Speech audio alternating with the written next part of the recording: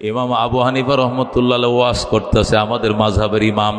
বাচ্চারা পিছনে বল খেলতেছে, হঠাৎ করে একটা বল শর্ট দিছে, আবু হানিফার সামনে পড়ছে। ইমাম আবু হানিফা বলটা ধরে করে, আমি এখানে ওয়াজ করি, তোরা বল খেলেস কোনটা? ছোট ফুলাবান পিছন থেকে, হুজুর আমরা তো ছোট মানুষ, আমরা তো ওয়াজ বুঝি না, এই জন্য পিছনে খেলতেছি। আয় বল নিয়ে যা। 11 দোকানে 22 জন ফেলি, আর কয়জন? 22 জন আইসে বল নিতে আসে, ওই কোনায় খারাইছে। আবু হানিফা আয়, আমার ভয় লাগে। তুই আয়, আমার ডর লাগে। তুই আয়, আমি পারবো না। 21টারে ডাকছে, আহে নাই। আরেকটার নাম বিপ্লবে ডাইছে, আয়া। আবু হানিফার থেকে বল খাবলা দিয়ে নিছে, দৌড়। আবু হানিফা বাউরি, 21টা পোলা সাহস পাইল না, বিপ্লবে সাহস পেল। এই ছেলে, তুই দাঁড়া তো দেখি, কি করবেন? আমার বল আমি নিছি, আপনি কি করবেন? বাবা কিচ্ছু করবো না, খালি তোর দেখবো, তুই দাঁড়া। দাঁড়াইছে। আবু হানিফা টস মারছে 3 বার। মারার পরে কয়, যাও বাবা, দেখছি, যাও। 2-3 জন মুরব্বী কয়, হুজুর কি দেখছেন? দেখছি জন্মের ঠিক নাই। এর বাবার কোনো পরিচয় নাই। হায় হায়, আপনি কেমনে জানলেন?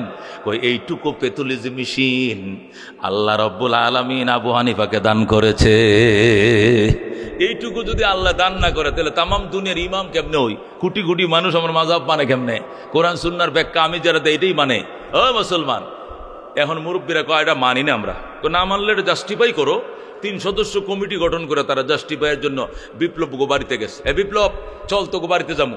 গেছে বাড়িতে, যায় দেখে এক মুরব্বী বসা, লাঠি নিয়ে বসা। চাচা, এই বিপ্লব কি আপনার ছেলে? না। বিপ্লব কি আপনার নাতি? না। বিপ্লব কি আপনার বাতিজা? না। কি জন্য? না জানতে চাই ওর বাবার পরিচয় কি। কত কোনো বাপই নেই। তো বাপ নাই কেন? বাপ ছাড়া সন্তান কেমনে হয়? এটা একটা ইতিহাস, এটা তোর বলার দরকার নাই। না বলেন কেন? কারণ আছে। কি কারণ? কয়টা বলা যাবে না, বলেন আগে। মুরব্বী কয় এর মার নাম ছিল, এর মা একটা ছিল, আমগো ঘরে কাজ করতো। আমগো ঘরে ওর আম্মা কাজ করতো। ছোটবেলায় আনছিলাম কাজের বুয়া হিসাবে, এরা বিয়ারে আনছিলাম কাজের জন্য। কাজ করতে করতে আমার ঘরে সে বড় হয়েছে। যখন বিয়ার বয়স হয়েছে, আমরা স্বামী স্ত্রী পরামর্শ করতেছি, এরা তো বিয়া দেওয়ার দরকার। হঠাৎ করে আমার ওয়াইফে কয়, শুনছনি আমগো কাজের বুয়া তো বিয়ে ছাড়াই প্রেগনেন্ট হয়ে গেছে। কি প্রেগনেন্ট হলো কেমনে? বিয়ে তো দেই নাই। কয় কেমনে হয়েছে? বাজে ভোলাবানের সাথে হয়তো সঙ্গ দিছে। হাসা কহ। এরপরে এই যে আমগো কাজের বুয়া করতে ছেলে হইল, নাম রাখছে বিপ্লব। মনে করেন ডেলি ঝগড়া 5টা-6টা বাজার থেকে কিনে আনে বাড়িতে। সালিশ করতে করতে ওর জ্বালায় বাঁচি না। এত দুষ্ট কয় জন্ম ঠিক না থাকলে যা হয় আর কি, এটা হবেই। এখন এই মুরব্বী 3 জন ঘটনা যাচাই করে আসে আবু হানিফার পায়ে পড়ে, আবু হানিফা 2 ঘন্টা লাগছে ঘটনা যাচাই করতে। ঘটনা সত্য, কিন্তু আমাদের প্রশ্ন, তুমি 2 সেকেন্ডে কেমনে বলে দিলা ওর জন্মে ঠিক নাই? এইটুকু তো হাক্কানি আলেমদের চোখের জুতির মধ্যে আল্লাহ দিয়েই দেয়। আল্লাহু আকবার। হযরত ওমর রাদিয়াল্লাহু তাআলা আনহু দরবারে এক মহিলা এক যুবকরে হেনকা উড়নাদে বাঁধছে। উড়নাদে, মহিলাদের উড়না আছে না, উড়নাদে এক যুবকরে বাঁধছে, বান্ধিয়া ওমরের দরবারে নিয়ে আসছে। তো ওমর ডেলি আসরের নামাজের পরে উন্মুক্ত বিচার বসায়, বিচার করে। ও চেয়ারম্যানরা যেরকম গ্রাম্য সালিশ করে না, অত ওমর ডেলি মদিনায় আসরের পরে বিচার বসতেন। এই মহিলা করছে কি, এই যুবকরে হ্যান্ডকাপ লাগায় নিয়ে আসে। আইনা কয়, খলিফাতুল মুসলিমিন, আমিরুল মুমিনিন, এই যুবক আমার চরিত্র নষ্ট করছে, এর বিচার করেন। এই যুবক আমার চরিত্র নষ্ট করছে, বিচার করেন। ওমর রাদিয়াল্লাহু তাআলা আনহু কয়, এ মহিলা, এই যুবক তোমার চরিত্র নষ্ট করতে হয়? এর উড়নার গিরা খোলো। উড়নার ঘেরা খুলছে। কিলে কয়, ছেলে তুমি এদিকে বসো, এ মেয়ে তুমি এদিকে বসো।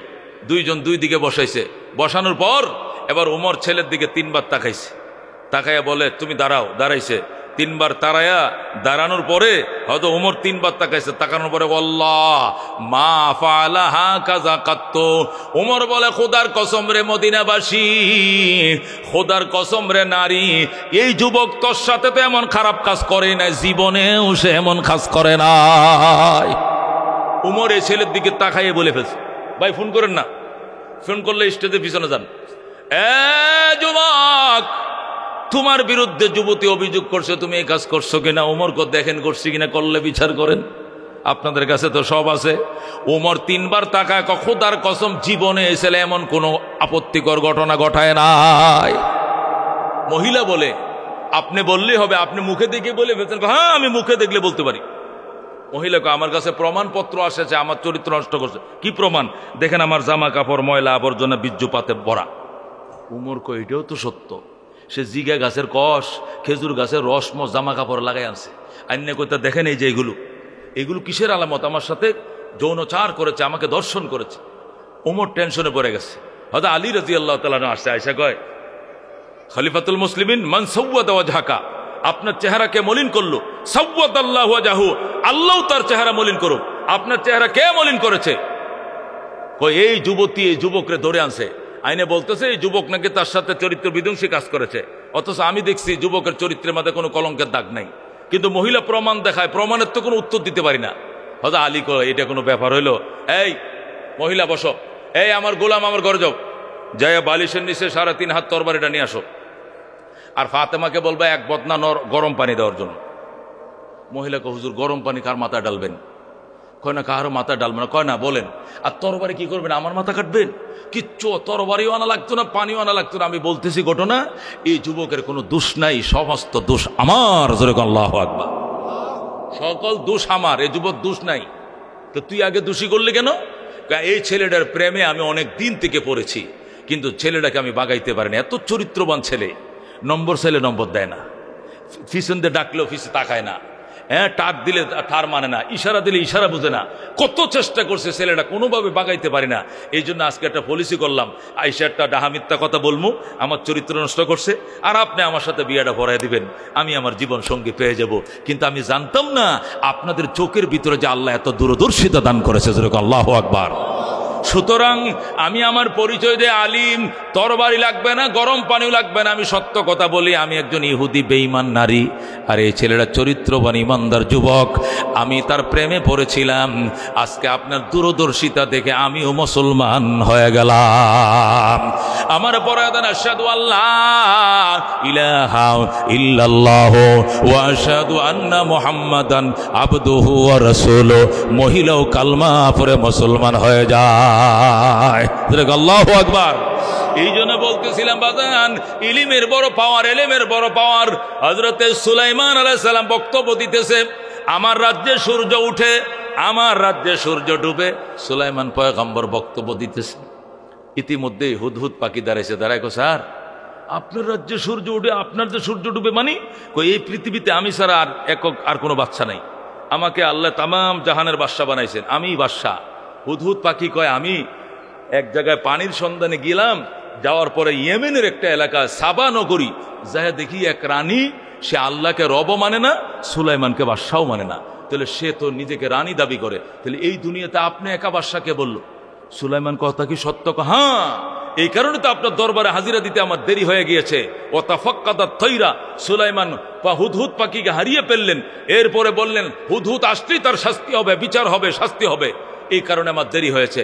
আপনি যে বললেন জগতের বাদশা আপনি, আমি তো দিকে আরেকজন বাদশা আছে। উনি কে? উনি একজন নারী। কি নাম? বিলকিস। কোথায় বাড়ি? ইয়েমেনের সাবায়। সুলাইমান আলাইহিস সালামকে কলম দেয়, কলম দিছে, কাগজ নিয়ে সুলাইমান চিঠি লিখছে, ইন্নাহু মিন সুলাইমান ওয়া ইন্নাহু বিসমিল্লাহির রহমানির রহিম, আল্লাহ তাআলা আলাইয়া ওয়া তুনি মুসলিমিন। আল্লাহু আকবার। ঘটনা কোরআন শরীফে আছে, আমি কোরআন শরীফ থেকে পড়তেছি, সূরা নামল 20 পারা। সুলাইমান চিঠি লিখছে, ইন্নাহু মিন সুলাইমান, পত্র লিখছি সুলাইমানের পক্ষ থেকে। ওয়া ইন্নাহু বিসমিল্লাহির রহমানির রহিম, পরম করুণাময় আল্লাহর নামে চিঠি লিখতে আরম্ভ করিলাম। আল্লাহ তাআলা আলাইয়া ওয়া তুনি মুসলিমিন। হে বাদশা, হে রানী বিলকিস, আমার উপরে অহংকার দেখাবি না, অহমিকা দেখাবি না। চিঠি পাওয়া মাত্র আমার কাছে সিলিন্ডার করে হাজির হয়ে যাও। চিঠি পাওয়া মাত্র হাজির হয়ে যাবা। রানী বিলকিস বাদশা সুলাইমান চিঠি লিখিয়া পাখিরে দিছে। পাখি এই চিঠিটাকে কামড় দিয়ে নিয়া, ঠোঁট দিয়ে কামড় দিয়ে নিয়া বিলকিসের টেবিলের উপরে গেছে। রানী বিলকিস চিঠি পড়তেছে আর কাঁপতেছে, টেবিল সহ কাঁপতেছে। আল্লাহ, তামাম দুনিয়ার পরাক্রান্তশালী বাদশা সুলাইমান ইবনে দাউদ আমার কাছে চিঠি লিখছে এবং সিলিন্ডার করে তার সামনে হাজির হইতে বলছে। 3 বাহিনী নিয়ে বসছে। 3 বাহিনী, তোমরা কি বলো? 3 বাহিনী বললো আমরা যুদ্ধ করবো, আমরা সিলিন্ডার করবো না। বিলকিস বলল, তোমরা যুদ্ধ করবা কেমনে? এই বিশাল ফৌজ, তামাম দুনিয়ার বাদশা সুলাইমান, জিন ফরি দেও দানব সব তার মুরিদ, সব তার প্রজা, এদের সাথে তোমরা পারবা? শোনো, ইন্নাল মুলুকা ইযা দাখালু ক্বরিয়াতান আফসাদুহা ওয়া জাআলু আইজ্জাতা আহলিহা আযিল্লাতান ওয়া কাযালিকা ইয়াফআলুন। বলেন আল্লাহু আকবার। এটা কোরআন শরীফ থেকে বলছি। বিলকিস বলেছে, শোনো, ইন্নাল মুলুকা ইযা দাখালু কারিয়াতান, প্রভাবশালী বাদশারা যখন কোনো ছোট দেশে কোনো জনপদে আক্রমণ করে, আফসাদুহা, জনপদটাকে ধ্বংস করে ফেলে। ঠিক কিনা? রাশিয়া ইউক্রেন আক্রমণ করছে, ইউক্রেন আসেনি কিছু? কারেন্ট নাই, ওষুধ নাই, খাবার নাই, চাকরি নাই, বিদ্যুৎ নাই, গ্যাস নাই। ইসরায়েল আক্রমণ করছে ফিলিস্তিনে, ফিলিস্তিনে ঘর নাই, বাড়ি নাই, পানি নাই, টেকনোলজি না, সব মাটির সাথে মিশাই দিচ্ছে। কথা ঠিক কিনা? এটা হলো বাস্তবতা। শক্তিশালী রাষ্ট্র। সুলাইমান বিলকিস বলতেছে ইন্নাল মুলুকা, বিলকিসের কথাটা আল্লাহ কত গ্রহণ করছে, কোরআন শরীফে নিয়ে এসে কথাটা আল্লাহ না, কথাটা বিলকিসের, কিন্তু কোরআনের আয়াত হয়ে গেছে। এখন প্রতিটা অক্ষর 10 নাকি, যেরকম আল্লাহু আকবার। বিলকিস কয়, শোনো, ইন্নাল মুলুকা ইযা দাখালু কারিয়াতান, প্রভাবশালী বাদশারা যখন কোন জনপদে আক্রমণ করে, দুর্বল কোন দেশে আক্রমণ করে, আফসাদুহা, তছনছ করে ফেলায়। পাকিস্তান আমাদের দেশে আক্রমণ করে রাখছিল না কিছু? 30 লক্ষ মা বোন শেষ। কতক্ষণ ঠিক কিনা? ঘর দুয়ার, রাস্তাঘাট, ফুল ব্রিজ কিচ্ছু রাখছিল না। কতক্ষণ ঠিক কিনা? তখন তো আর এদের অত বিমান টিমান এত ছিল না। যদি থাকতো তাহলে কি উপায়িত? মাটিও পাইতো না টোকাইয়া বাঙালি। কতক্ষণ ঠিক কিনা? সুলাইমান যদি আক্রমণ করে তছনছ করে ফেলবে, সুতরাং যুদ্ধের নাম লইস না, এ কথা বলল বিলকিস। তখন সেনারা বলতেছে, ওয়ালা আমরু ইলাইক, ম্যাডাম, সিদ্ধান্ত আপনার হাতে। যদি আপনি অর্ডার দেন তাহলে আমরা গুলি চালাবো, না হলে সিলিন্ডার। সুলাইমান বিলকিস খবরদার, যুদ্ধের নাম লইস না, আমার বিশেষ কামরায় ঢুকো, স্বর্ণের ইটে আছে, স্বর্ণের ইটে আছে, ব্রিক। সব সেনারা এক একটা স্বর্ণের ইটে হাতে নিয়ে সুলাইমানের দরবারে যাও, গিফট দাও। গিফট ছাড়া সুলাইমানকে ঠান্ডা করার কোনো উপায় নাই। যদি দুনিয়াদার বাদশা হয়, তোমাদের গিফট পেয়ে ঠান্ডা হয়ে যাবে।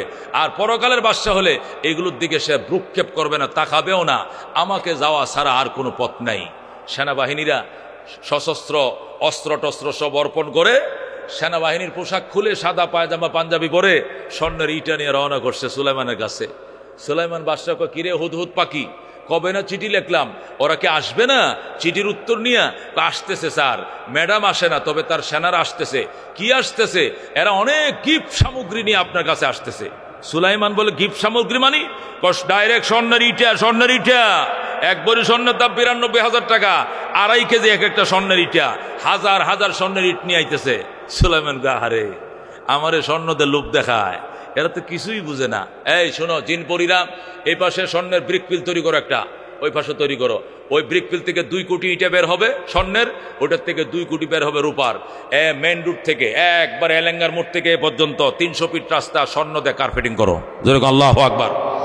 যে রাস্তা দিয়ে ওরা আসবে গিফট নিয়ে, রাস্তা দেখে যেন নার্ভাস হয়ে যায়। আল্লাহু আকবার। এখন বিলকিসের সেনারা স্বর্ণের ইটা নিয়ে গিফট নিয়ে আইতেছে, আর সুলাইমান তো গোটা রাস্তাই স্বর্ণের ইটা দিয়ে কার্পেটিং করে ফেলছে। 2 পাশে দেওয়ালেও সোনার ইটা দিয়া, ওই পেলেঙ্গার মোড়েও সুন্দর করে, টাঙ্গাইল মোড়েও সুন্দর করে গিয়েছে, গেট আছে, এখানেও গেট। দৃশ্য দেখে সেনারা হতভম্ব হইয়া বিলকিসের কাছে ফিরে যায় আর বলে, ম্যাডাম, আপনি না গেলে সুলাইমানকে ঠান্ডা করা যাবে না। এরপরে রানী বিলকিস রওনা করলো। বিলকিস আসবে, রওনা করেছে। বাদশাহ সুলাইমান ডাক দেখো, শোনো, আগের তেলেসমাত তো দেখাইছো, রাস্তা আছে তো? আছে। রাস্তা ভেঙ্গো না, এটা বিলকিসকে দেখাবো। সামনে যেটা নদী আছে না, এই নদীটার উপরে গ্লাস দিয়ে ব্রিজ তৈরি করো। আল্লাহু আকবার। গ্লাসের কালার, পানির কালার একের কালার, পানি ছুঁই ছুঁই করে ব্রিজ তৈরি করবা। দূরের থেকে দেখা যাবে পানি, কিন্তু কাছে যাইলে বোঝা যাবে ব্রিজ। সে যেন না বুঝে এমন ভাবে গ্লাসের ব্রিজ তৈরি করো। জিনরা বলে, হুজুর তৈরি করে ফেলেছি। আল্লাহু আকবার। 3 নম্বর কাজ, বিলকিস পৌঁছাইতে কতক্ষণ লাগবে? আর আধা ঘন্টা, 1 ঘন্টা। বিলকিস পৌঁছানোর আগেই সে যে সিংহাসন তালা মেরে রেখেছে, সেই সিংহাসন আমার এই স্কুল মাঠে হাজির করো। আল্লাহু আকবার। যাতে বিলকিস এসে দেখে তার সিংহাসন তার আগেই আমার বাড়ির দুয়ার হাজির। কে আনলো, কিভাবে আসলো, কিভাবে সম্ভব, এগুলো চিন্তা করতে করতে যেন বিলকিস নার্ভাস হয়ে যায়। তখন শুধু কালমাটা মুখে দিমু আর ডরে কালমা পরে মুসলমান হয়ে যাবে। সুবহানাল্লাহ। এখন সুলাইমান আলাইহিস সালাম, জিন পরি সবেরই বাদশা সুলাইমান, জিন পরিদেরকে নিয়ে মিটিংয়ে বসছে। বসার বলে, কে আছো, দাঁড়াও। বিলকিস এখানে পৌঁছার আগেই সিংহাসন আমার দরবারে পৌঁছাইতে হবে। কে আছো, দাঁড়াও। এক জিন দাঁড়াইছে, নাম হলো ইফরিত। ক্বালা ইফরিতুম মিনাল জিন্নে, জিনের মধ্যে এক শক্তিশালী জিন। কোরআনের আয়াত পড়তেছে ক্বালা ইফরিতুম মিনাল জিন্নে, জিনের মধ্যে শক্তিশালী জিন দাঁড়াইছে। দাঁড়ায় বলে আনা আতিকা বিহি ক্বাবলা আন তাকুমা মিন মাকামিকা। ওরে বাদশা সুলাইমান, ও দুনিয়ার বাদশা সুলাইমান, রানী বিলকিসের সিংহাসন তোমার দরবারে এনে দিব, তুমি চেয়ার থেকে দাঁড়ানোর পূর্বেই হাজির করে দেব। আল্লাহু আকবার। সুলাইমান, তুমি যে চেয়ারে বসছো সভাপতির আসনে, কতক্ষণ সভাপতিত্ব করবা? কতরা? আধা ঘন্টা খানিক সভাপতিত্বের আসন করব। সুলাইমান, যদি তুমি সভাপতিত্বের আসন 10 মিনিট বসে থাকো, আধা ঘন্টা বসে থাকো, তাহলে আধা ঘন্টার আগেই বিলকিসের সিংহাসন 20 মিনিটের মধ্যে হাজির করে দিব। আল্লাহু আকবার। সুলাইমান কো 20 মিনিটে আনলে এটা কোনো তেলেসমাত হবে না, 20 সেকেন্ডের মধ্যে আনতে হবে। কে পারবে দ্বারা? আল্লাহু আকবার। জিনেরা কো আমাদের দ্বারা সম্ভব নয়। এটা কি করে সম্ভব? ক্বাল আল্লাযী ইনদাহু ইলমুম মিনাল কিতাব। বলেন আল্লাহু আকবার। এটা কোরআনের আয়াত, আমি একটা আমার পক্ষ থেকে বলছি না, কোরআন থেকে। আল্লাহ বলেন ক্বাল আল্লাযী ইনদাহু ইলমুম মিনাল কিতাব। সুলাইমানের পাশে ওই লোকটা দাঁড়িয়ে বলল, যে লোকটার ভিতরে কিতাবের এলেম ছিল, ওই এলেমওয়ালা দাঁড়ায় বলে, সুলাইমান আনা আতিকা বিহি ক্বাবলা আন ইয়ারতাদ্দা আলাইকা তরফুকা। বাদশা সুলাইমান, চোখের পাতাটা বাড়ি দিতে দেরি হবে, বিলকিসের সিংহাসন হাজির করতে দেরি হবে না। বলো আল্লাহু আকবার, আল্লাহু আকবার, আল্লাহু আকবার, আল্লাহু আকবার। বন্ধুগণ, হযরত সুলাইমান আলাইহিস সালাম ডাক দিয়া কয়, তুই পারবি নি? কয় পারমু। তোর কি নাম? কয় আমার সিনের নাম, আমার নাম আসিফ ইবনে বারখিয়া। কি নাম?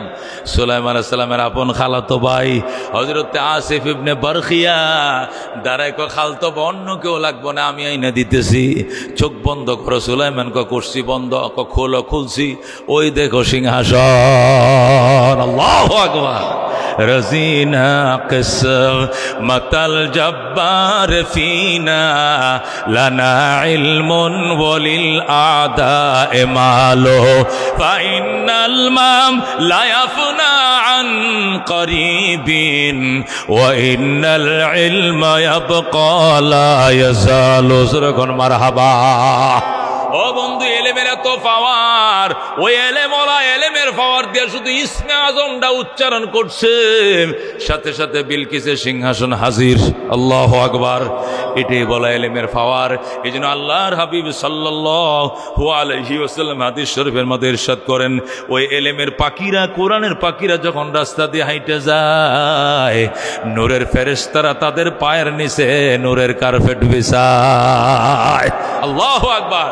কোরআনের পাখিরা যখন হাইটে যায়, এখানে হাদিসে বলা নাই, মন্ত্রী মহোদয় যখন হাইটে যায়, চেয়ারম্যান সাহেব যখন হাইটে যায়, এমপি সাহেব যখন হাইটে যায়, উপজেলা চেয়ারম্যান হাইটে যায়, প্রেসিডেন্ট হাইটে যায়, তালুকদার হাইটে যায়, শিখদার হাইটে যায়, খান সাহেব, পাঠান সাহেব, চৌধুরী সাহেব, ব্যাপারী সাহেব, তারা হাইটে গেলে কার্পেট বিছায়। এগুলো হাদিসে লেখা নাই। কোরআনের পাখিরা যে রাস্তা দিয়ে হাইটে যায়, নূরের ফেরেশতারা পায়ের নিচে কার্পেট বিছায়। আল্লাহু আকবার। বলতে থাকে, আহলান সাহলান আতাইতা মাকানান আহলান ওয়া মারারতা বিমাকানিন সাহলিন। জোরে করে আল্লাহু আকবার। ফেরেশতারা নূরের পর্দা বিছায় আর বলে, হুজুর আপনার জন্য নূরের পর্দা বিছাইছে, আপনি উষ্ঠা খায়েন না, আপনি নরম মাটি দিয়ে হাঁটেন। এমন ভাবে ফেরেশতারা নূরের পর্দা বিছায়। ইমাম গাজ্জালী রাহমাতুল্লাহ আলাইহি সম্পর্কে ইহয়া উলুমুদ্দিন কিতাবের মধ্যে লেখে, ইমাম গাজ্জালী রাহমাতুল্লাহ আলাইহি যখন মাদ্রাসা নিজামিয়াতে পড়তেন, মাদ্রাসা নিজামিয়া ইরাকের প্রেসিডেন্ট ছিল বাদশা নিজামুল মুলুক আত-তুসি। ওই নিজামুল মুলুক আত-তুসি মাদ্রাসা বানাইছিল, নাম দিয়েছে মাদ্রাসা নিজামিয়া। ওই মাদ্রাসা নিজামিয়াতে বড় পীর আব্দুল কাদের জিলানী রাহমাতুল্লাহ আলাইহি ছাত্র ছিলেন। আল্লাহু আকবার।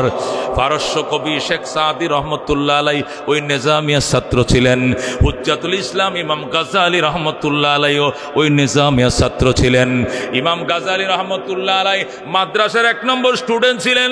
লেখা যেরকম ছিল সুন্দর, পড়া ছিল সুন্দর, চরিত্র ছিল সুন্দর, উপস্থিতি ছিল সুন্দর। সারা বছর বছরে কোনোদিন 1 মিনিট ক্লাস বিঘাত করে নাই, এমন ইমাম গাজালি সম্পর্ক লেখে। হঠাৎ করে ইমাম গাজালি ক্লাসের টাইম মতো আসে না, অথচ সারা মাদ্রাসার মধ্যে 1 নম্বর ছাত্র, 1 নম্বরের ছাত্র, একদম বিলিয়ন স্টুডেন্ট। এই স্টুডেন্ট টাইম মতো ক্লাসে আসে না। টিচার কয় তুই দেরি করলি কেন? কাল থেকে দেরি হবে না। ঠিক আছে, পরের দিনও দেরি করলি কেন? কাল থেকে দেরি হবে না। এইভাবে 1 সপ্তাহ দেরি করছে। শনিবারে যদি 1 মিনিট দেরি হয় তোরা ক্লাসে ঢুকতে দিব না। শনিবার দিনে 1 ঘন্টা লেট করে আইছে। কিরে তোরে না ওয়ার্নিং দিলাম? হুজুর আমি কি করব, আমি দেরি করে আসছে। আমি তো দেরি করি না, আমার দেরি করায়। কে দেরি করায়? আমার বাধা দেয়, আমার আগে বাড়তে দেয় না। কে তোরে বাড়তে দেয় না? মানুষ নি কয় না, জিন্নি না, ফেরেশতারি না, কে কয় আমি দেখি না। আল্লাহু আকবার। উস্তাদ কয় তুই আমার একবার বল কেমনে বাধা দেয়? 9টা বাজে বাসার থেকে রওনা করি, 10টা ক্লাস, 1 ঘন্টা লাগার কথা, কিন্তু আমি 2 ঘন্টা পৌঁছতে পারি না, বাইজে যায় 11টা। কারণ কি? যখন আমি বাড়ির থেকে বের হই, বাসার থেকে পাটা উঠাই, কদমটা উঠাই ফেলানোর জন্য, যেখানে কদম ফেলাইতে যায় সেখানে দেখি নূরের পাপড়িগুলো লাফাইতে থাকে। আল্লাহু আকবার। আরেক জায়গায় পাও ফেলতে চাই, সেখানে নূরের পর্দা ঝলক মারে। ওই দিকে ঘুরে পাও ফেলে, সেখানে নূরের পর্দা। ওই দিকে ঝলক মারা নূরের পর্দা। আমি কি করব? 1 পা 7 জায়গায় ফেলেও পা মাটিতে ফেলতে পারি না। আল্লাহু আকবার। এই জন্য আমি 1 ঘন্টার রাস্তা পার হইতে আমাকে 3 ঘন্টা লেগে যায়। আমি কি করব? এই কথাটা বলতে দেরি, উস্তাদ লাভ দিয়ে দাঁড়ায়া ইমাম গাজালির বুকের সাথে জড়ায় ধরতে দেরি করে নাই। আয় বাবা আয়, আয় গাজালি আয়। এই জন্য নি তুই আজকে 1 সপ্তাহ পর্যন্ত লেট করে ক্লাসে আসস। বাবা আজকে 50 বছর পর্যন্ত পড়াই, 20 বছর পর্যন্ত পড়েছি। এই 70 বছরের পড়ালেখা এবং শিক্ষকতার জামানায় কুটি কুটি বার ওই হাদিসটা পড়ছি, পড়াইছি। তালিবে ইলমের পায়ের নিচে ফেরেশতারা নূরের পর্দা বিছায়। এই হাদিসটা 1000 বার পড়ছি, মানুষকে পড়াইছি, কিন্তু কেমনে পর্দা বিছায় নিজের চোখে কোনোদিন দেখি নাই। আল্লাহ আজকে তোমার নিজের চোখে তোমার দেখাইলো। বাবা বাবারে, আগামী কালকে থেকে তোমার আর লজিংয়ে যাইতে হবে না। তুমি আমি টিচারের খাবারটা মাদ্রাসার থেকে খাইবা। তুমি খায়া বাঁচলে আমি খাবো, নাইলে উপাস থাকবো, তোমার লজিং যাইতে হবে না।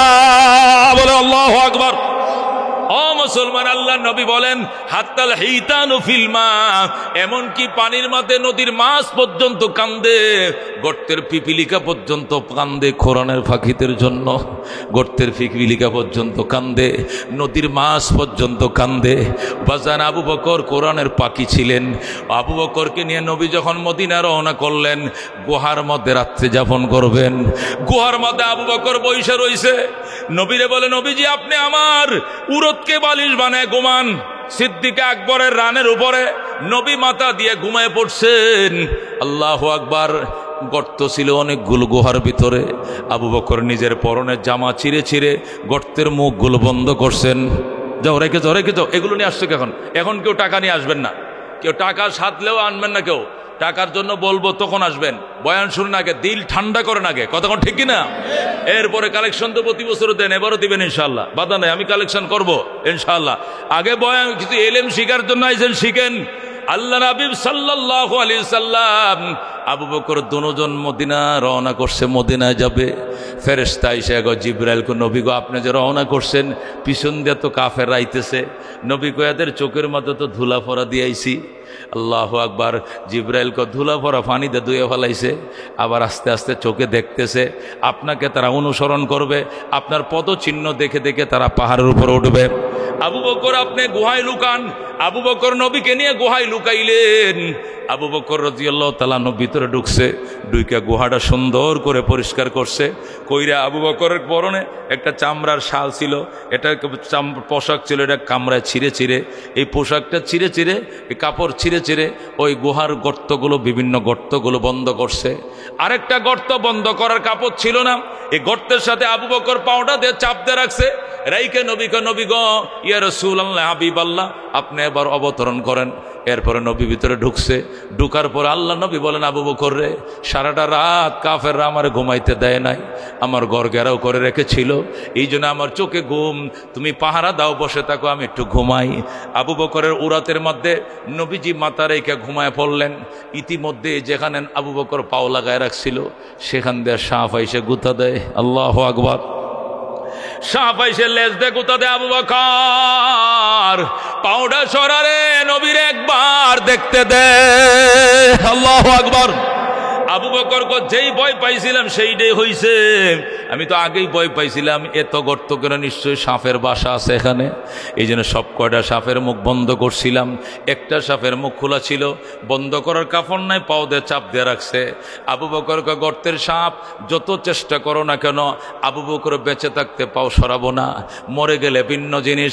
আবু বকর বেঁচে থাকতে আমি পাও সরাবো না, নবীকে দংশন করতে দিব না। বন্ধুগণ বহু চেষ্টা করছে সাপ, যখন আবু বকর পাও সরায় না, শেষে সাপ আবু বকর পা দংশন করে ফেলছে, কামড় দিয়া দিছে। যেই মাত্র দংশন করে ফেলছে গো, পায়ের ব্যথা মাথার মগজে উঠে গেছে। সিদ্দিক একবার আর সইতে পারে না, কানতে কানতে চোখের পানি দিয়ে বন্যা, শব্দ করে কান্দে না, শুধু চোখের পানিগুলো মুছে। আওয়াজ করে কানলে নবীর ঘুম ভেঙে যাবে, এই জন্য আস্তে আস্তে কান্দে আর পানিগুলো মুছে। হঠাৎ করে এক ফোঁটা চোখের পানি নবীজির গাল মোবারকে পড়ে যায়। আল্লাহর হাবিবের ঘুম ভেঙে যায়। নবী লাফ দিয়া কই, ইন্না লিল্লাহি, আবু বকর তুই আমার ঘুম পাড়ায়া, তুই মক্কার জন্য কান্দো, তুমি আত্মীয় স্বজনের জন্য কান্দো, তুমি মাতৃভূমির জন্য কান্দো। বাবা তোমার যাওয়া লাগতো না, তুমি চলে যাও মক্কায়, আমার ঘুম পাড়া কান্দো কেন? আমার প্রকাশ্যে বললেই তো বলো, আমি যাব না। আবু বকর খোদার কসম ইয়া রাসূলুল্লাহ, মাতৃভূমির জন্য কান্দি না, আত্মীয় স্বজনের জন্য কান্দি না, আমি কান্দি নিদারুণ যন্ত্রণা সইতে পারি না। কিসের যন্ত্রণা? হুজুর আমার পায়ে সাপে কামড় দিয়েছে, এই কামড় আমার মাথার মগজে উঠে গেছে। আল্লাহু আকবার। আবু বকর কোন জায়গায় কামড় দিছে রে? আবু বকর পায়ের ভিতরে তালায় কামড় দিছে। পাউডা আমার দেখা, আমি সুস্থ করে দিই। আল্লাহু আকবার। আবু বকর হুজুর পাও সরান যাইবে না, পাউডা সরাইলে সাপ আপনারে কামড় দিবে। নবী ডাক দিয়ে আবু বকর, মক্কার দুশমনরা আমার চিনে নাই, কিন্তু গর্তের সাপ কিন্তু আমার ঠিকই চিনে, আমার জীবনও কামড় দিবে না, তুই পাউডা সরা। আবু বকর পাও সরাইছে। কোন জায়গায় কামড় দিছে? নবী গো আমাকে এই জায়গায় কামড় দিছে। আল্লাহ নবী মুখের থেকে থুতু নিয়াম ওই কাটার যেখানে কামড় দংশন করছে সেখানে লাগাই দিছে, সাথে সাথে সাপের ব্যথা পানি হয়ে যায়। সেকেন্ডের ভিতরে সাপের ব্যথা ভালো হয়ে যায়। আবু বকর কেমন লাগে? আবু বকর হুজুর সাপে কামড় দিছিল এই কথা আর আমার মনে নাই। আবার পাউডার লাগাইছে। আবু বকর, নবী বলে আবু বকর পাও লাগাইছিস কেন? আবার কামড় দেখ, আবার আপনি চিকিৎসা করবেন, আবার ধ্বংস করুক, আবার আপনি চিকিৎসা করবেন। নবী কয়েকবার কামড় দিছে, এইটাই তো জব দিয়ে কুল পাইতো না, আবার নে কামড় দিবে, দু বেড়া পাও সরা। আল্লাহু আকবার। আবু বকর পাও সরাইছে। নবী ডাক দেখে গর্তের সাপ পায় বের হয়ে আয়। আমার সহচর আবু বকর কামড় দিলে, এত বড় সাহস তোরে কে দিছে? কার অথরিটিতে কামড় দিলে? আয় জলদি আয়, নবীর দরবারে জবাব দে। আল্লাহু আকবার। শাহ ওলিউল্লাহ মুহাদ্দিস দেহলভী এক জায়গায় লেখেন, সাপ মুখ বের করে নবীর সালাম জানায়, আসসালাতু আসসালামু আলাইকা ইয়া রাসূলুল্লাহ, আসসালাতু আসসালামু আলাইকা হাবিবাল্লাহ। ওগো আল্লাহর হাবিব, ওগো রহমতুল লিল আলামিন, সালাম গ্রহণ করেন। নবী কো তোমার সালাম এখন গ্রহণ করা হবে না। আমার সহচর, আমার জীবনের সাথী আবু বকরকে কার পারমিশনে কামড় দিছে? জবাব দাও। সাপ কই, ইয়া রাসূলুল্লাহ আমি কামড় দিতে চাই নাই, আমি যেন ব্যথা না লাগে এই জন্য লেজ দিয়ে গুঁতো দিছি, পাউডার সরা বারবার ওয়ার্নিং দিছি। আবু বকর আমার ভাষা বুঝে নাই, মনে করছে আমি কামড় দিব, এই ডরে সে পাও সরায় নাই। অবশেষ দেখলাম আপনি চলে যাওয়ার টাইম হয়ে গেছে, আর কিছুক্ষণ পর আপনি গুহা ত্যাগ করে চলে যাবেন, আপনার আর দেখা হবে না। অথচ 100 বছর আগে আমি গুহায় আশ্রয় নিয়েছি, আপনাকে এক নজর দেখার জন্য আমি আদার খাইতে গুহার বাহিরে যাই না, পানি পান করতে যাই না, না জানি কোন সময় নবী আইসা চলে যায়। ওগো আল্লাহর হাবিব, আপনাকে এক নজর দেখার জন্য আমি 100 বছর আগে গুহায় আশ্রয় নিয়েছি, আর আপনাকে এই দিক থেকে দেখব, ওই দিক থেকে দেখব, সামনের দিক থেকে দেখব। কতগুলো রাস্তা আমি বানিয়েছিলাম, সব কটা রাস্তা আবু বকর বন্ধ করে দিয়েছে। একটা রাস্তা খোলা ছিল, সেখানেও সে পাউডার দিয়ে চাপ দিয়ে রাখছে। নিরুপায় হয়ে আমি কামড় দিয়েছি, আমার মাফ করে দেন। আবু বকর বলে আমি মাফ করে দিলাম। যেরকম আল্লাহু আকবার। ও বন্ধু, আল্লাহর হাবিব সাল্লাল্লাহু আলাইহি সাল্লাম ডাক দিয়ে বলে, সাপ তুই আমারে না দেখে থাকতি তারপরে তুই কামড় দিবি কেন? না দেখে তো থাকতে পারতি। সাপ কো হুজুর না দেখেই থাকতাম, তারপরও কামড় দিয়েছি ওই আশায় আমার কামড়ে আবু বকর অসুস্থ হবে এটা আমি জানি। তবে এইটাও জানি যে গুহায় আবু বকর অসুস্থ হবে এই গুহায় তামাম পৃথিবীর শ্রেষ্ঠ ডাক্তার শুয়ে রইছে। ওই ডাক্তার যদি মুখের থুতু লাগায় দেয় আমার মতো কোটি কোটি সাপের 20 সেকেন্ডে পানি হয়ে যায়। আল্লাহু আকবার।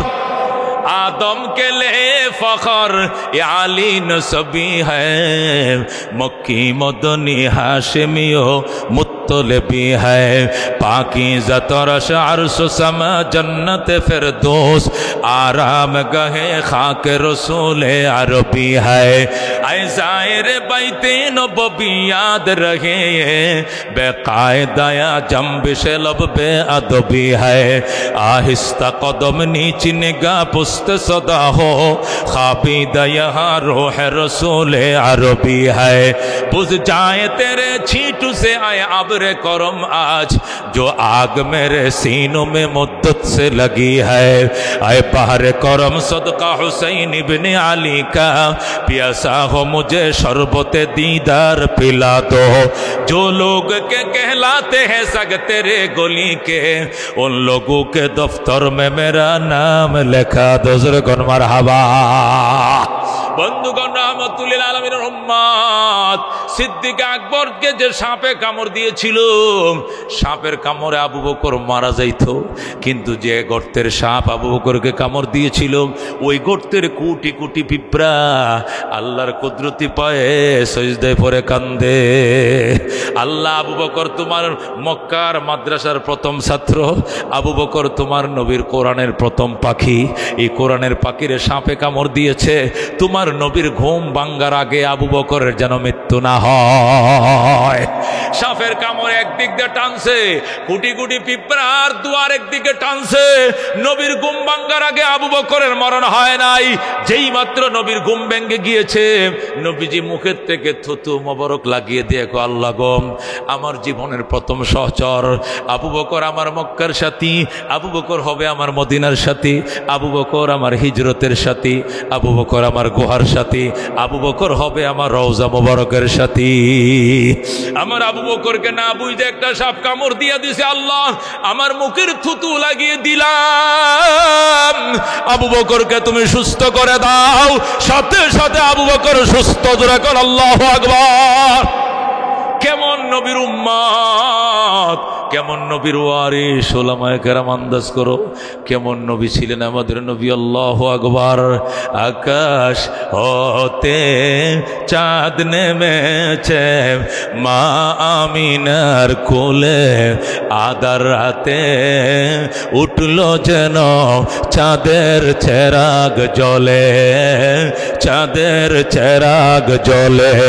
গুলশানে আজ বুলবুলিরা গাইছে শিরিন কালাম, তমাম জাহান নবীর তরে জানাই লাখো সালাম, জানাই লাখো সালাম।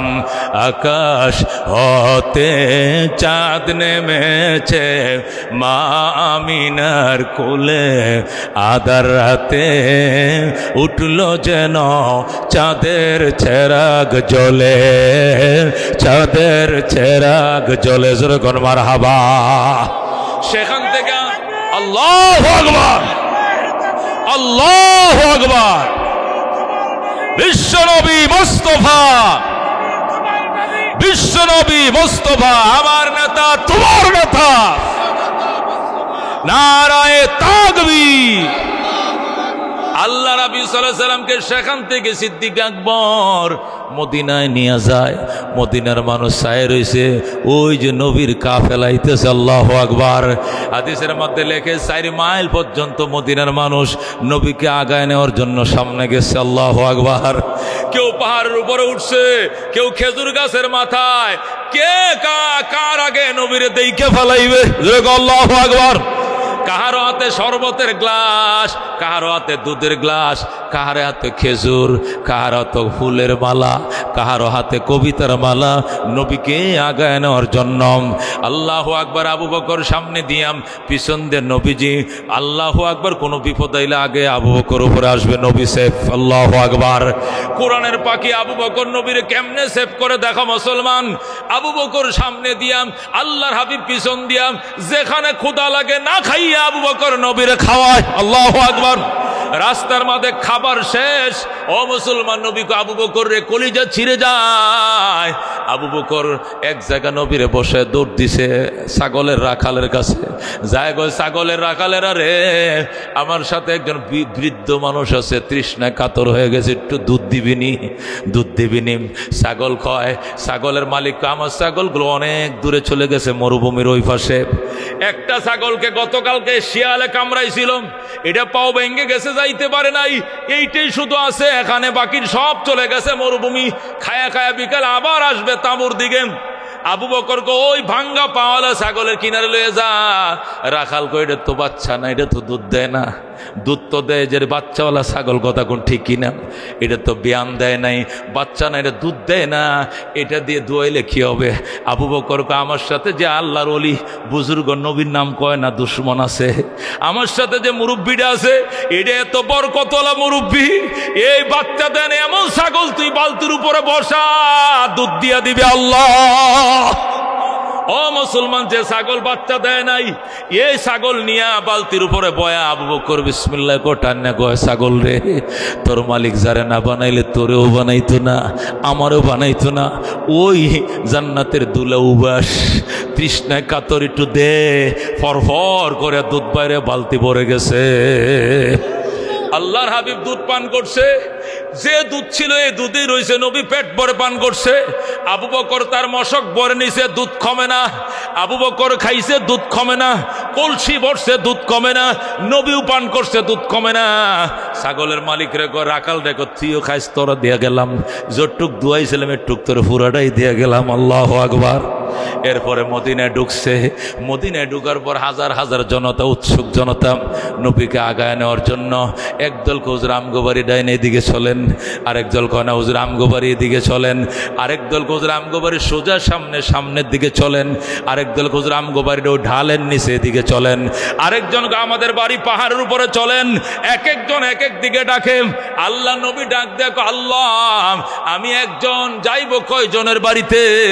আল্লাহ, ওর বাড়িতে গেলে ও সন্তুষ্ট, ওর বাড়িতে গেলে ও সন্তুষ্ট, সামনে গেলে পিছলে অসন্তুষ্ট, আমি একা কি সিদ্ধান্ত নিব আমারে বলে দেন। আল্লাহ ডাক দে, বন্ধু তোমার দোস্ত আবু বকরকে বলো লেগাম ছেড়ে দেওয়ার জন্য। আল্লাহু আকবার। উটের লেগাম ছেড়ে দাও, তুমি উটের লেগাম ছেড়ে দাও, উটের লেগাম ছেড়ে দাও। নবীকে উটের লেগাম ছেড়ে দিলে উট কোন দিক যাবে? উট কোন দিক যাবে মানে উটের লেগাম তোমার হাত থেকে ছেড়ে দাও, লেগাম আমি আল্লাহ আমার হাতে নিয়ে নিলাম। আল্লাহু আকবার। এখন উট আমার কথায় চলবে, তোমার কথায় চলবে না। আবু বকর উট লেগাম ছেড়ে দিছে। সাহাবায়ে কেরাম মনে কষ্ট নিও না, আমি এর বাড়িতে গেলেই অসন্তুষ্ট, ওর বাড়িতে গেলেই অসন্তুষ্ট, কাউরে অসন্তুষ্ট করে লাভ নাই। লেগাম ছেড়ে দিলাম, লেগাম আমি আমার আল্লাহর হাতে দিয়ে দিলাম। আল্লাহ যার বাড়িতে পছন্দ করে তার বাড়িতে নিয়ে যাইব। তোমরা খুশি নিকো? খুশি। কত হলে দুরূদ শরীফ পড়তে থাকো। দুরূদ শরীফ পড়তেছে আর আগাইতেছে, শ্বাস আটকা অবস্থা। কার বাড়ি যেন আল্লাহ কবুল করে। ইতিমধ্যে দুইটা ছেলে মেয়ে দৌড়ে আইতেছে, রসুল গো রসুল গো রসুল গো রসুল গো বলে। আল্লাহু আকবার। নবীকে ছোট বাচ্চাগুলো কেন আসে? এরা দৌড়ায় আসে, আমার আব্বা অসুস্থ, কিন্তু বড় কাব্যকার, কবিতা লিখতে পারে, আপনাকে আগায় নেওয়ার মতো আমার বাবার শক্তি নেই, প্যারালাইসিসে আক্রান্ত। আমরা দুই ভাই বোনকে একটা কবিতা লিখে পাঠাইছে আপনাকে পড়ে শোনানোর জন্য এবং কবিতার মাধ্যমে বরণ করে নেওয়ার জন্য। আল্লাহু আকবার। আল্লাহর হাবিবকে দাও, পড়ো, শোনাও শোনাও। কিশোর কিশোরী ভাই বোন, ছোট ছোট, আল্লাহ নবীর উটের বহরের সামনে কি কিটকিট করে নাচে আর কবিতা পড়ে তলাল বাদরু আলাইনাম মিন সানিয়াতিল বিদাম ওয়াজাবা শুকরু আলাইনা মাদা লিল্লাহি দা। আরবি ভাষায় তারা কবিতা বলছিল নবীরে। আল্লাহ নবী বুঝছে কি বুঝে নাই, নবী হেলতে ছিল, দুলতে ছিল। কেউ মালা পরায় ফুলের মালা, কেউ পরায় নবীরে কবিতার মালা। আমাদের জাতীয় কবি নজরুল ইসলাম ওইটাকে বাংলায় করছে, তলাল বাদরু আলাইনারা কি করছে বাংলাম। ভাই বলতেছে গোরাতে রাদার কেটে কেটে আকাশে চাঁদ উঠলো, আল্লাহু আকবার।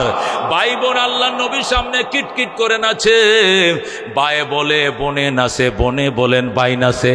আল্লাহ নবীকে নাচতে দাও, আজকের জন্য সব পারমিশন দিলাম। আল্লাহু আকবার। ছোট ভাই 8-10 বছরের বালক, সে বলতেছে কয় রাতের আধার কেটে কেটে আকাশে চাঁদ উঠলো, সারা জাহানের দিক বিদিকে, সারা জাহানের দিক বিদিকে আলোর ধারা ছুটলো, তলাল বাদরু আলাইনা মিন সানিয়াতিল বিদাম ওয়াজাবা শুকরু আলাইনা মাদা লিল্লাহি দা। এখন বোন ডাক দেখো ভাইয়া তুই থাম, এখন আমি পড়ি। জোরে আল্লাহু আকবার। এখন ছোট বোনটা ভাইয়ের সামনে এবার কবিতা করে কো মানবতার বন্ধু তুমি ওগো রহমতুল্লিল আলামিন, মানবতার বন্ধু তুমি রহমতুল্লিল আলামিন। তাই তো শুকর আদায় করি, তাই তো শুকর আদায় করি, কুল মাখলুকাত নিশিদিন তলাল বাদরু আলাইনা মিন সানিয়াতিল বিদাম ওয়াজাবা শুকরু আলাইনা মাদা লিল্লাহি দা। জোরে কোন মারহাবা। রহমতুল্লিল আলামিনের উম্মত কোরআনের পাখিরা সেই নবীর দন পাইছে, কথা কোন ঠিক কিনা? নবী বলছেন আল উলামা ওয়ারাসাতুল আম্বিয়া, সমস্ত উলামায়ে কেরাম সকল নবীদের দনের মালিক। ইব্রাহিমের দন, মুসা ঈসার দন, আদমের দন, শীষের দন, ইয়াহিয়া ইউসুফের দন, জাকারিয়ার দন, আইয়ুব নবীর দন, ইউসুফ নবীর দন, রহমতুল্লিল আলামিনের দন প্রত্যেকটা আলেমের সিনায় দান করছে আমার আল্লাহ। কথা কোন ঠিক কিনা? এই আলেম বাদান এখানে বানানো হয়, এখানে বানানো হয়, কথা কোন ঠিক কিনা? ময়দানে মাশরে ও মুসলমান, একটা সন্তান তার বাবার জন্য কত উপকার আসবে বাজান রে। সন্তান যদি নামাজি না বানাও, সন্তান যদি দাড়িওয়ালা না বানাও, সন্তান যদি রোজাদার ইমানদার না বানাও, তোমার জাহান্নামে নেওয়ার জন্য আর কেউ লাগতো না, তোমার সন্তানে যথেষ্ট। কথা কোন ঠিক কিনা? সন্তান যখন ধরা খাইব নামাজ ফরজ নাই কি জন্য, বলবে আমার কি দোষ, আমার বাপের লইয়া যাও, আমার বাবা আমারে নামাজ শিখায় নাই, আমার বাবা আমারে কোচিং পড়াইছে দুনিয়ার জন্য, আমারে পাইলট বানাইছে, আমারে ডক্টর বানাইছে, ডাক্তার বানাইছে, ব্যারিস্টার বানাইছে, কালেক্টর বানাইছে, কিন্তু কোরআন পড়ান না বানায় না, নামাজ পড়ান না বানায় নাই। আমি জাহান্নামে যাব কেন? আমার বাপের আগে নাও, মায়েরে নেও, বাবা আমার সিনার মধ্যে ফাড়া দে, আমি আর পরে যাব। আল্লাহু আকবার। তোমার বদকার সন্তান তোমারে জাহান্নামে নেওয়ার জন্য আর কেউ লাগতো না, তোমার সন্তানে যথেষ্ট। পরিষ্কার বলবে রব্বানা আতিহিম যিফাইন মিনাল আযাব ওয়ালআনহুম লা'নান কাবীরা। আর যদি সন্তানরে কোরআনের হাফেজ বানাইছো, 4টে ছেলের মাথায় পাগড়ি দিছি, ভাম্পার ধন্য তোর বাপ মারা, ধন্য, টাইনা টাইনা জান্নাতে নিবে। আল্লাহু আকবার।